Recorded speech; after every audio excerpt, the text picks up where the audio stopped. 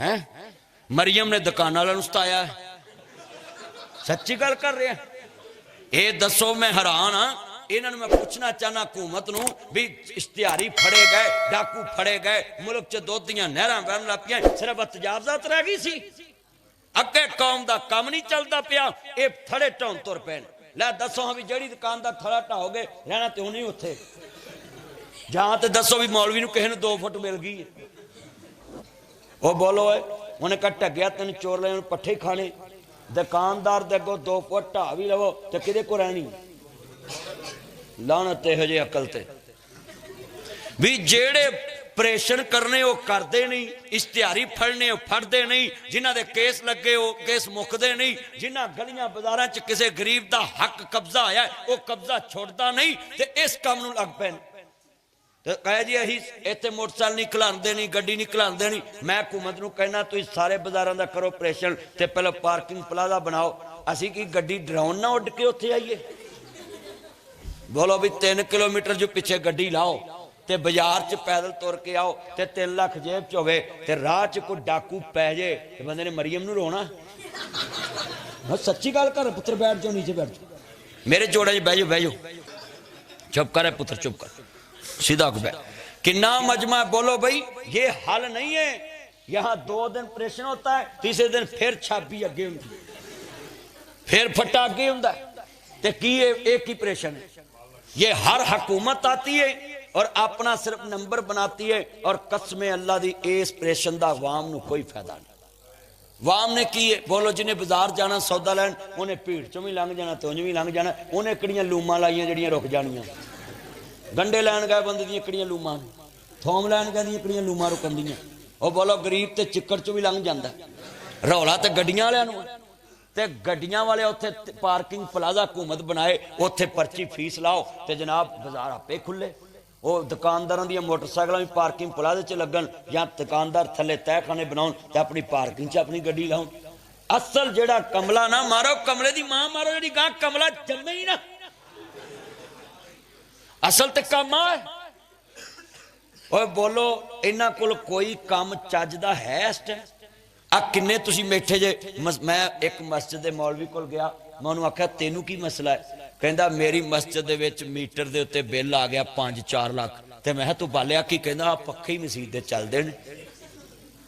हुण दसो भी जिदा 5 लाख बिल आ गया उन्होंने सही कराउंदे ही 3 महीने लग जाने, वो ते गरक गया।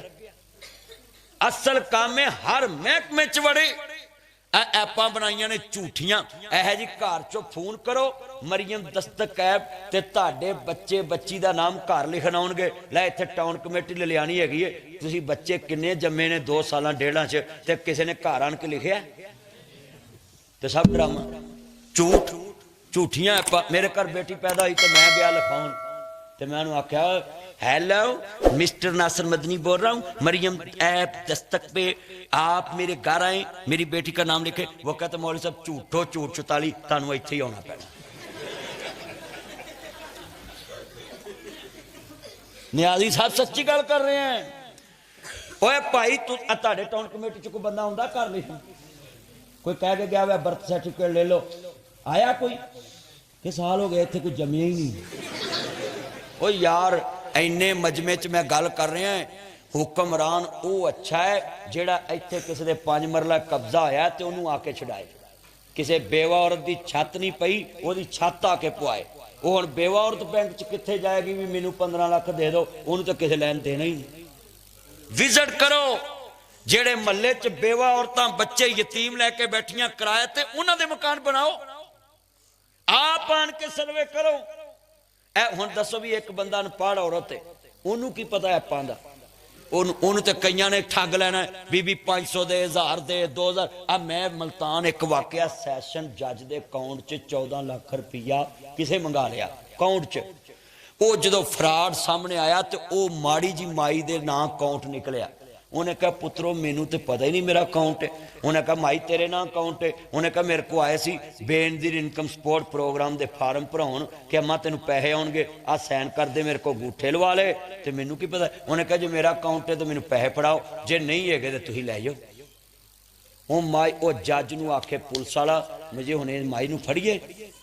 ਇਹਦਾ ਤਾਂ ਕਸੂਰ ਹੀ ਨਹੀਂ। ਓਏ ਬਾਈ ਇੰਜ ਫਰਾਡ ਚੱਲਣ ਦੇ ਨੇ, ਅਨਪੜ੍ਹ ਬੰਦਿਆਂ ਨੂੰ ਲੋਕੀ ਲੁੱਟੀ ਜਾ ਰਹੇ। ਇਹ ਬੇਨਜ਼ੀਰ ਇਨਕਮ ਸਪੋਰਟ ਪ੍ਰੋਗਰਾਮ ਦੀਆਂ ਸਿਮਾਂ ਜਿਹੜੀਆਂ ਡਿਵਾਈਸਾਂ ਇਹਨਾਂ ਚਲਾਈਆਂ, ਉਹ ਲਾਈਨ 'ਚ ਬੀਬੀਆਂ ਲੱਗੀਆਂ, ਕਈ ਬੰਦੇ ਕਢਾ ਕੇ ਬਾਹਰੋਂ ਬਾਹਰ ਭੱਜ ਜਾਂਦੇ, ਉਹ ਵਿਚਾਰੀ ਉੱਥੇ ਖੜੀ ਰਹਿੰਦੀ। ਅਸਲ ਨਿਜ਼ਾਮ ਦੀ ਤਰਫ ਆਓ। ਅਸਲ ਆਵਾਮ ਨੂੰ ਫਾਇਦਾ ਹੋਣਾ ਹੈ ਕਿ ਜਨਾਬ ਕਿਸੇ ਬੰਦੇ ਦਾ ਅਕਾਊਂਟ ਬਣਿਆ, ਉਹਦੇ ਅਕਾਊਂਟ 'ਚ ਪੈਸੇ ਹਕੂਮਤ ਪਾਵੇ ਕਿ ਤੂੰ ਆਪਣੀ ਛੱਤ ਪਾ ਲਾ, ਛੱਤ ਪਾ ਲਾ, ਕਿਸੇ ਦੇ ਜ਼ਰੀਏ ਦੇ ਕੇ, ਤੇ ਉਹ ਤੇ ਵਿਚਾਰਾ ਉਹਦਾ ਸਾਨਮੰਦੀ ਰਹੇਗਾ। ਕਦੀ ਕਿਸੇ ਡੇਰੇ ਤੇ ਜਾਓ, ਕਦੀ ਕਿਸੇ ਡੇਰੇ ਤੇ ਜਾਓ। ਇੰਨਾ ਮਜਮਾ ਬੈਠਾ, ਆਪਣੇ ਦਿਲ ਨੂੰ ਗੱਲ ਸਮਝਾ ਕੇ ਤੁਸੀਂ ਜਾਣਾ ਹੈ। ਨਬੀ ਕਰੀਮ ਸੱਲੱਲਾਹੁ अलैहि वसल्लम ने फरमाया कि जिन्हों तुसी अपना अमीर मनना है, पहलो ओदा तकवा तहारत देखना। बोलो पहलो ओदा तकवा। ਇਹਦੀ ਕੀ मतलब सी कि ਜਿਹੜਾ खुद ईमानदार है ਉਹਨੂੰ अपना रबर मनना। ਤੇ ਇੱਥੇ ਦੇ ਸਭ ਝੂਠੋ ਝੂਠ 44 ਜਿੱਡਾ ਵੱਡਾ ਝੂਠਾ ਉਹਦੇ ਕੋਲ ਓਡਾ ਵੱਡਾ ਉਹਦਾ।